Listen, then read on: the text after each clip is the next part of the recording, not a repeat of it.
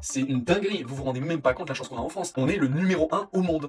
L'homme le plus riche de France, Bernard Arnault, a eu raison de pointer les problèmes qu'il y a en France. Je reviens des USA, j'ai pu voir le vent d'optimisme qui régnait dans ce pays. Aux USA, on vous accueille à bras ouverts, les impôts vont descendre à 15%, les ateliers qu'on peut construire aux USA sont subventionnés dans toute une série d'États, et le président américain encourage ça. Donc, quand on vient en France et qu'on voit qu'on s'apprête à augmenter les impôts de 40% sur les entreprises qui fabriquent en France, donc on va taxer le Made in France.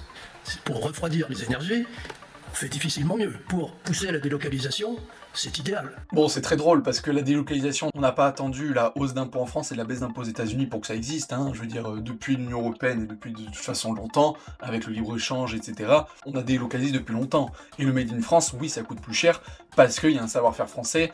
Un t-shirt français est de meilleure qualité qu'un t-shirt chinois. Ensuite, donc, faire la comparaison avec les États-Unis, c'est tellement dommage. Alors, soit on fait un débat de dire j'aime les États-Unis, ce système-là, etc., et j'aime la France, ce système-là, etc., et après, confronter les deux et là faire un vrai débat. Je préfère qu'il y ait des très riches et des très pauvres qui n'arrivent pas à soigner, et je préfère une population plus ou moins équitable sur plein de trucs. Ça, on peut le débattre.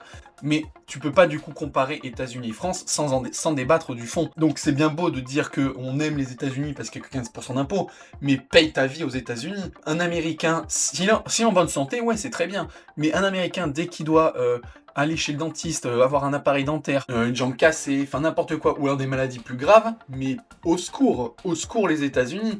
Le prix que vous devez payer est incroyablement immense. Quand vous voyez qu'en France, aller faire un IRM, c'est une vingtaine d'euros, c'est une dinguerie. Vous vous rendez même pas compte de la chance qu'on a en France. Et moi, je resterai toujours convaincu que la France, on est le numéro 1 au monde. En termes de puissance, richesse et égalité à travers les humains, on est, pour moi, il n'y a pas au-dessus. Et ça, moi, je veux le garder. Alors là, effectivement, on est en train de dégringoler parce que les gouvernements sont en train de saccager notre pays. On a des impôts parce qu'on met une grosse partie en collectivité, mais ça permet, dans le quotidien, d'avoir des choses quasiment gratuites et de payer le moins possible. Et ça, je trouve ça bien. Alors bien sûr, il y en a dans leur vie, ils vont pas être malades. Mais je suis désolé, si vous n'êtes pas en ermite, vous connaissez forcément des gens, soit des amis, soit de la famille, qui ont eu besoin à un moment donné de soins, d'hôpitaux, etc. Tout ce qui est infrastructure, et même les écoles. Si vous avez votre boulot aujourd'hui, c'est peut-être aussi grâce à des études que vous avez faites, et que vous aurez peut-être pas pu faire si vous étiez un Américain, parce que vous n'aurez pas eu d'argent. Franchement, on peut débattre de ces deux idéaux-là, mais on peut pas juste faire un discours comme ça en disant « Regardez, les États-Unis, comme c'est bien, on paye pas beaucoup d'impôts par rapport en France, oh là là, ça pousse à délocaliser. » Les gouvernements saccagent notre pays, ils en font que de la merde de nos impôts, ça je suis d'accord.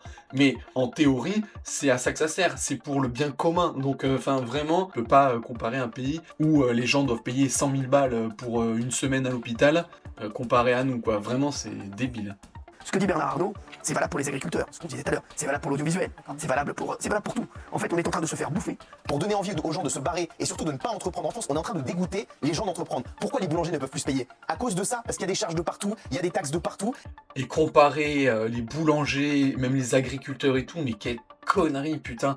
Ah oui, alors c'est vrai que les boulangers, ils peuvent pas se payer à cause des taxes et compagnie. J'aimerais quand même dire à Guillaume Janton que la boulangerie, ça existait avant 2025, Ça, et oui, c'est très vieux comme métier boulanger. Et pourtant, ils existaient, les gens, et ils vivaient. Donc c'est pas les taxes en particulier, c'est les conneries que fait le gouvernement depuis ces dernières années, notamment avec la crise avec l'électricité et compagnie. En fait, c'est facile, quand il y a de la merde, de tout mettre en même temps, de tout mélanger, de dire voilà, c'est à cause de ça qu'il y a des problèmes. Bah non, c'est pas le cas. Bien sûr qu'il y a toujours du mieux à faire, il y a toujours à plus corriger, à enlever du superflu, l'administration, peut-être dans le domaine public. Il y a des trucs à faire, à bien organiser, et il faudrait, comme un peu à l'américaine avec Musk, un mec qui s'occupe de ça, en fait, de juste gérer ce qui est utile, ce qui est pas utile, etc. En tout cas, dans le fond, dans l'idée, c'est pas à cause des taxes ou des impôts que la France va dans le mur en ce moment. Il faut pas mettre sur le dos l'augmentation de l'impôt sur le fait qu'il y a un effondrement de la France.